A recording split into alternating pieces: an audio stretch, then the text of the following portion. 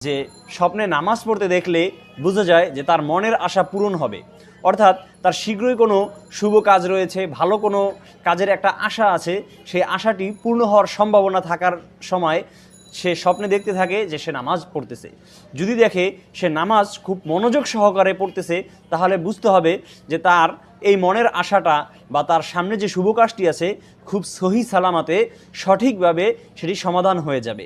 আর যদি দেখে সে নামাজের ভিতরে ডিস্টার্ব হচ্ছে, বাচ্চা কান্নাকাটি করছে, অথবা কোনো কারণে নামাজ ভেঙে গেছে, অথবা নামাজের ভিতরে তার অজু ছুটে গেছে, তখন কিন্তু বোঝা যাবে যে তার নামাজের ভিতরে খলল হয়েছে বা সমস্যা সৃষ্টি হয়েছে।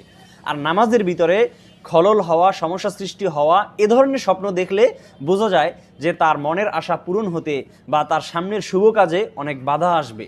সেই বাধা বিপত্তি থেকে তার উত্তরণের জন্য যে কোনো পথ পন্থা অবলম্বন করতে হবে। এজন্য যারা স্বপ্নে দেখেছেন যে আমি